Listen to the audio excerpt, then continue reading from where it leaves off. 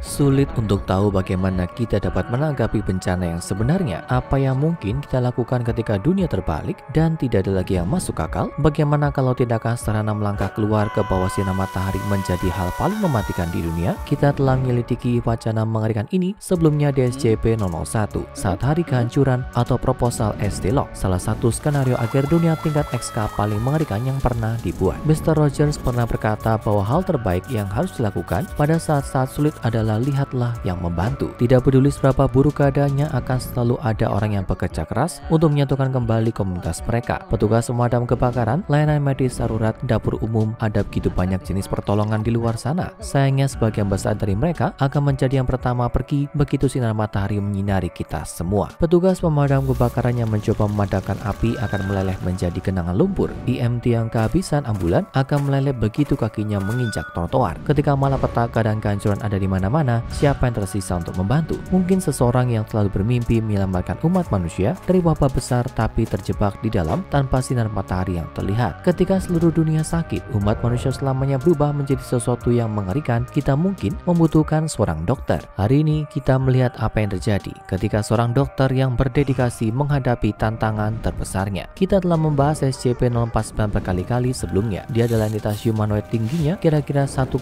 meter, menyerupai seorang pria yang mengenakan pakaian dokter wabah abad pertengahan. Dia mengenakan jubah gelap tebal dan topeng keramik yang meruncing menjadi paruh yang panjang dan tajam. Meskipun terlihat seperti kostum, ini sebenarnya merupakan bagian dari tubuh entitas. SCP-049 menginginkan satu hal, menyembuhkan umat manusia dari penyakit sampar misterius yang sifatnya tidak pernah sepenuhnya jelas. Sayangnya karyanya cenderung lebih berbahaya daripada kebaikan. Dia bisa membunuh dengan satu sentuhan dan upayanya untuk menyembuhkan subjek manusia malah menghasilkan zombie yang cacat. Dia membawa tas dokter hitam yang mampu menampung peralatan medis dalam jumlah yang mustahil yang dia gunakan untuk melakukan pekerjaannya. Meskipun tindakannya cenderung lebih berbahaya daripada kebaikan, dokter wabah tampaknya benar-benar peduli pada pasiennya, kesejahteraan mereka, dan menyembuhkan mereka dari penyakit yang dia yakini merusak tubuh mereka. 049 adalah solois dalam obsesi untuk memberantas wabah yang sering dia bicarakan, dan dia tidak akan berhenti sampai dia selesai. Tapi apa yang dilakukan dokter ketika tidak ada lagi pasien yang harus dirawat, ketika umat manusia telah musnah dan wabah hilang untuk selamanya? Mari intip dokter di sel penahanannya dan lihat apa yang dia lakukan. Tampaknya dia sedang mengerjakan sesuatu, atau mungkin lebih baik dikatakan seseorang. Tapi apa ciptaan baru ini? Nampak terlalu kecil sebagai manusia, terlalu mirip manusia untuk menjadi binatang, terlalu mirip seperti dia. Apakah itu akhirnya terjadi? Apakah dokter wabah mulai mereproduksi dirinya sendiri? Tampaknya jawabannya adalah ya, tapi tidak seperti yang kamu pikirkan. Karena tampaknya apa yang dia ciptakan adalah versi boneka dari pria penyakit bertopeng favorit semua orang. Itu benar, dokter wabah telah menciptakan sesuatu yang istimewa, dan sekarang untuk pertama kalinya kamu bisa punya dokter wabahmu sendiri dengan mengunjungi scpswag.com dan memesannya sekarang juga. Dan dengan yang satu ini kamu tidak perlu khawatir untuk bangun dan menemukan bahwa kamu telah dirubah menjadi zombie berjalan dari dirimu sebelumnya. Tidak, boneka setinggi hampir 10 inci ini yang dilengkapi dengan tas dokternya sendiri yang dapat dilepas adalah versi SCP-049 yang lembut dan dapat diremas, yang kita semua kenal dan cintai atau takuti. Taruh dia di rakmu, bawa dia di tasmu, atau taruh dia di mejamu, jadi kamu selalu punya seseorang untuk mendiskusikan teorimu sendiri tentang apa wabah itu. Kami tidak bisa janji bahwa dia akan membocorkan rahasia apapun, karena dokter wabah kecil ini tampaknya sangat pendiam. Kami tahu kamu akan menyukai dia sama seperti kami. Jadi kunjungi scpswag.com dan pesan satu sekarang juga. Persediaan terbatas, jangan sampai kehabisan. Tapi kembali ke dokter wabah yang lebih tinggi dan lebih aktif. Dokter duduk di sel penahanannya seperti yang dia lakukan setiap hari selama penahanannya, melakukan yang terbaik untuk tetap sibuk. Para ilmuwan dari organisasi SCP berpikiran sempit. Mereka tidak memahami keseriusan karyanya, perlunya membersihkan dunia dari wabah penyakit. Dia memaafkan ketidaktahuan mereka karena mereka tidak tahu apa yang mereka lakukan. Sebaliknya, dia tetap memiliki tujuan, tugas yang dia miliki sebagai seorang dokter dan seorang ilmuwan. Sama seperti yang telah banyak ilmuwan di masa lalu, ketika pekerjaan mereka tidak dihargai. Kopernikus dianiaya karena model alam semesta dan pengetahuannya bahwa bumi berputar mengelilingi matahari. Jonas Salk karena penemuan kontroversialnya tentang vaksin polio yang menyelamatkan banyak nyawa. SCP-049 akan dikenang oleh sejarah atas kontribusinya, bahkan kalau orang-orang sezamannya tidak memahami visinya. Jadi terlepas dari kecurigaan dan keraguan yang mengelilinginya di organisasi ini yang seharusnya untuk penelitian terobosan, dokter menunjukkan pekerjaannya. Dia duduk di lantai selnya, tasnya terbuka di sebelahnya. Dari bagian dalamnya yang tak berujung, dia mengeluarkan jarum suntik, botol berisi cairan kental, sampel jaringannya digantung di toples, dan meja baja tahan karat tempat dia bisa meletakkan semuanya. Hari ini dia akan melakukan putaran baru tes pada sampel yang dia dapat ekstrak dari pasien sebelumnya sebelum dia dijebloskan ke penjara yang tidak adil ini. Para dokter ini, orang-orang yang pernah dianggapnya sebagai kolega, sudah lama tidak membawakan subjek tes baru untuknya. Seorang penjaga gumamkan sesuatu tentang terlalu mahal untuk terus membuang-buang sapi yang sangat baik padanya. Orang bodoh, tolol, memukul dada mereka pada sebuah kemajuan sejati. Pikiran sempit mereka tidak menjadi perhatiannya. Dokter meletakkan balatanya di atas meja kerjanya dan mulai mengeluarkan sampel telinga, sepotong kulit yang diambil dari bagian bawah kaki, bagian dari hati, dan yang paling menarik, lobus frontal otak manusia. Memang itu akan menjadi hari yang bermanfaat untuk menyelidiki misteri kematian besar. Dia baru saja mengeluarkan pisau bedah dari tasnya ketika konsentrasinya tiba-tiba terganggu oleh suara sirene yang menggelegar. Dia meletakkan alatnya dan melihat ke atas. Suara itu menandakan masalah di fasilitas itu, tapi tentunya itu akan segera berakhir setelah masalah itu ditangani. Di luar selnya dia bisa mendengar langkah gemuruh para penjaga yang berlarian, saling berteriak terlalu cepat untuk dia paham. Seorang pria berhenti untuk mengintip ke dalam sel 049, kemungkinan besar memastikan dia masih ditahan. Teman-teman, dokter memanggil mengingatkan dirinya sendiri untuk berbicara dalam bahasa Inggris raja agar orang itu bisa mengerti. Maukah kamu berbaik hati untuk memberitahu saya ada apa? Kalau ada yang terluka, saya akan dengan senang hati menawarkan bantuan saya. Pria itu tidak menanggapi, perhatiannya tertuju pada sesuatu yang lebih jauh di lorong yang tidak bisa dilihat oleh dokter. Tunggu! Dia berteriak, tapi penjaga itu sudah menghilang. Sirena terus perahu menyerang inderanya dengan nada melengking. Di kejauhan dia bisa mendengar cerita. Tentunya ada situasi yang mengerikan. Apa reptil terkutuk itu lolos lagi? Dia mendekati pintu selnya, mendengarkan informasi lebih lanjut. Tidak ada raungan, tidak ada suara dinding runtuh. Hanya ada alarm yang berbunyi dan cerita ketakutan dan penderitaan. Sangat penasaran dan cukup meresahkan. SCP-049 mencoba membuka pintu, tahu bahwa itu sia-sia. Dia tidak pernah bisa melarikan diri sebelumnya. Kenapa itu berbeda sekarang? Namun ilmuwan harus mengulangi usahanya untuk mengumpulkan data baru. Jadi dia mendorong baunya ke pintu, mencoba mendobraknya. Itu tidak bergeming. Sebaliknya tindakan penahanan otomatis dipicu, melepaskan gas beraroma lavender ke dalam ruangan untuk menenangkan dokter. Dia sangat menyukai aromanya, itu mengingatkannya pada masa lalu yang lebih lembut. Dia menarik nafas dalam-dalam membayangkan ladang bunga ungu bergoyang tertiup angin musim panas. Itulah dunia yang dia perjuangkan, bukan manusia cacat yang menentangnya, bukan fasilitas steril yang penuh dengan orang bodoh ini. Untuk saat ini dia akan kembali bekerja. Kalau mereka tidak mau bantuannya, tidak ada lagi yang bisa dilakukan. Beberapa saat kemudian, mungkin berjam-jam, mungkin berhari-hari, dia tidak bisa memastikan kapan. Tidak ada sinar matahari untuk mengukur waktu. Alarm itu terdiam. Dokter menghentikan kegiatannya dan mendengarkan. Saat alarm berhenti, begitu pula cerita. Nyatanya seluruh fasilitas tampaknya benar-benar sunyi senyap. Halo? Dia berteriak, tapi tidak ada jawaban kecuali suara klik. Itu adalah suara yang pernah dia dengar sebelumnya. Biasanya itu menandakan kedatangan penjaga bersenjata yang akan mengikatnya ke tali kekang, membuatnya pingsan dan membawanya ke tempat lain. Itu adalah suara pintu sel penahanannya terbuka, tapi tidak ada orang di sana. Mungkinkah? Meraih tas setianya, SCP-049 dengan hati-hati mendorong pintu itu terbuka, memperlihatkan lorong yang gelap dan kosong. Hilang sudah lampu neon yang terang, anggota tingkat dia mengepel noda darah dari lantai. Para dokter bergegas lewat dengan papan klip di tangan. Semua orang hilang. Setidaknya dari apa yang dia lihat, dia harus menyelidiki lebih lanjut untuk mengetahui dengan pasti. Seorang ilmuwan tidak pernah berasumsi sampai mereka punya semua informasi yang tersedia. Jadi SCP-049 berjalan di lorong lokasi organisasi yang tampaknya terbengkalai, berharap akan diganggu kapan saja oleh musuh berjubah putih yang akan mengantarnya kembali ke penjaranya. Tapi gangguan itu tidak pernah datang. Saat dia berbelok melewati salah satu fasilitas penahanan, sebuah suara yang akrab memanggilnya. Tolong, bisakah kamu membantuku? Buka pintunya. 049 berhenti dan mengintip ke dalam ruangan. Itu adalah ruang topeng posesif SCP-035. Dokter membuka pintu dan itu dia. Topeng porselen nyeringai padanya dari kotak kacanya. Cairan hitam kental mengalir dari mata dan mulutnya yang terbuka lebar.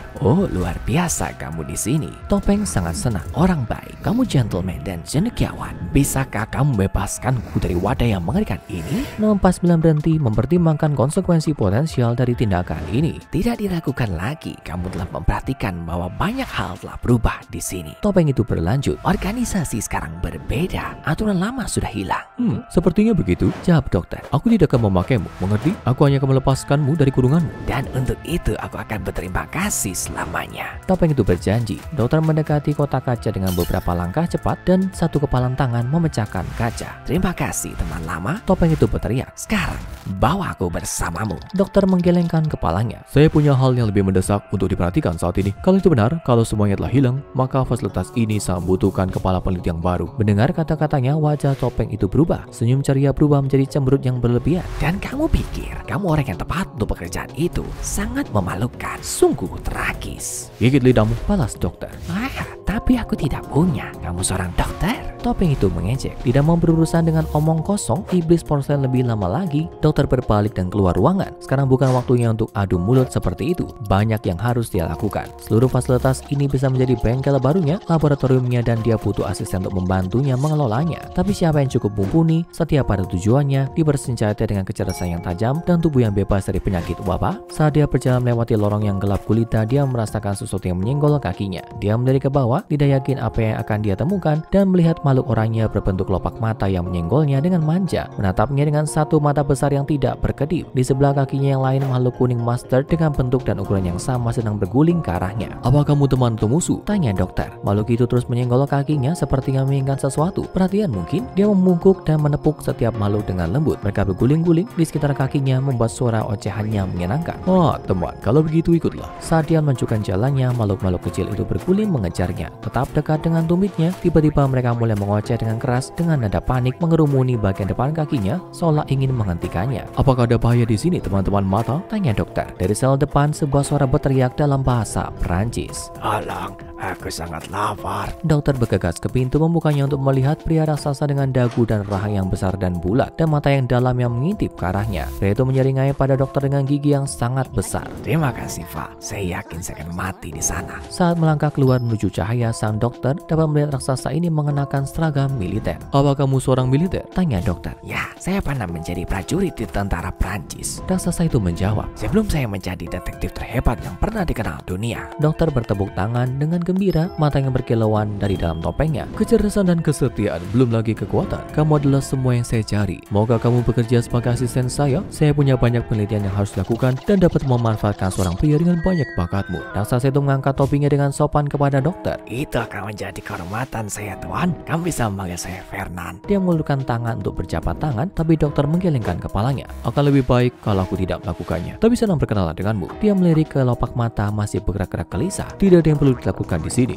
Kecuali aku tidak segera menemukan sesuatu untuk dimakan. Fernand menyindir. Maka sang dokter melanjutkan perjalanannya dengan Fernand dan peliharaan barunya di belakangnya. Ini adalah kemajuan yang luar biasa, tapi dia akan membutuhkan lebih banyak bantuan kalau dia ingin menjalankan organisasi secara efektif. Dia merekrut 2 anomali lain dengan pikiran untuk penelitian ilmiah. Seekor burung kecil dengan suara memekakan telinga dan seorang dokter sendiri dan siput laut yang fasih dengan pengalaman berburu dan berpetualang selama bertahun-tahun. Sungguh melegakan menemukan sesama intelektual di sini. Saat kelompok anomali yang terus pertama mendekati ruang bawah tanah, Fernand tampak bersemangat. Sesuatu berbau luar biasa tepat di balik pintu ini. Fernand membuka pintu dan memimpin kelompok itu ke dalam harta karun berupa mayat. Mereka telah menemukan kamar mayat organisasi. Deretan laci berisi subjek tes dan makanan untuk Fernand. Itu semua yang mungkin diinginkan oleh dokter. Fernand sayang, bawa sebanyak yang kamu bisa dan ikuti saya ke laboratorium. Dokter meminta. Ayo, teriak siput. Oke, ayo. Dokter Spangku menambahkan. Dokter mendirikan tempat kerja di salah satu dari banyak laboratorium di tempat yang luas. Meskipun listrik padam, dia masih bisa memanfaatkannya. Ada jauh lebih banyak ruang di sini, jauh lebih banyak sumber daya daripada yang dimiliki sel muilnya. Dalam hitungan jam dia telah menyiapkan deretan infus yang memompa serumnya ke subjek uji, menghidupkannya kembali menjadi lebih banyak asisten lab. Mayat yang baru dihidupkan kembali berkeliaran di sekitar lab, membawakannya gergaji tulang dan forsep, botol kecil dan jarum dari semua ukuran. Karena dokter bekerja lebih keras daripada yang dia lakukan selama bertahun-tahun. Yang lain kurang membantu daripada yang dia harapkan. Tapi dengan begitu banyak pasien yang baru dirawat untuk berbagi beban kerja, dia hampir tidak menyadarinya. Semua jiwa yang malang ini tidak dilakukan lagi adalah korban wabah. Dan sekarang dia punya banyak waktu di dunia ini untuk menyembuhkan mereka. Tak lama kemudian lorong organisasi yang dulunya kosong dipenuhi dengan langkah kaki pasiennya yang lambat, menyeret anggota tubuh mereka yang bengkak di tanah, mengedipkan mata putih susu mereka pada kekacauan di luar jendela fasilitas. Saat 049 asyik dengan pekerjaannya, sisa anomali yang lolos mulai menyadari bahwa kebebasan mereka harus dibayar mahal. Di tempat yang dulunya ada sinar matahari kuning ramah yang menyinari dunia hijau yang subur, sekarang ada api merah menyala di langit, dan pemandangan yang diselimuti massa agar-agar yang aneh berkeliaran, bergerak, dan mengerang menjadi satu. Mereka telah merekan diri dari sel mereka, tapi mereka masih terjebak. Penjara mereka semakin besar. Dokter belum menyadari kebenaran yang tidak menguntungkan ini. Dia begitu fokus merawat pasien yang telah mereka dapat dari kamar mayat, setidaknya yang tidak diberikan kepada Fernand untuk memuaskan nafsu makannya yang besar. Namun seminggu kemudian, dokter merasa ngeri saat tahu bahwa tidak ada lagi mayat yang tersisa. Tidak ada lagi pasien yang harus disembuhkan. Dia berdiri di kamar mayat yang kosong, melihat dari laci ke laci, hanya satu mayat yang mereka lewatkan. Bukti bahwa pekerjaannya belum selesai secepat ini. Ada masalah, dokter? Suara sinis di belakangnya berkata. Dia berbalik untuk menemukan SCP-035 menempel di wajah manekin. "Saya lihat kamu dapat badak," dia mencatat. Bukan terima kasih untukmu, jawab topeng itu. Oh, betapa sedihnya. Seorang dokter tanpa ada yang dirawat. Apa yang kamu lakukan sekarang? Karena kamu tidak punya tujuan hidup. Aku penasaran. Akan ada lebih banyak lagi, dokter bersikeras. Ada dunia di luar sana yang butuhkan bantuanku. Topeng itu tertawa tak percaya. Maksudmu, kamu belum menyadarinya? Tidak ada dunia yang tersisa untuk dibantu. Semuanya pergi ke neraka. Lihatlah sendiri. Dokter bergegas ke jendela lantai atas dan menatap kehancuran di luar. Sinar matahari merah yang menyakitkan, puing-puing di mana dulu ada bangunan kumpulan materi lunak dan lengket yang tanpa tujuan terjepit di tanah. Tidak. Dia meletakkan tangan ke paruhnya, menggelengkan kepalanya. Itu tidak mungkin. Tapi itulah adanya. Kata topeng itu berdiri di belakangnya. Wajahnya nyeringai, senang melihatnya menderita.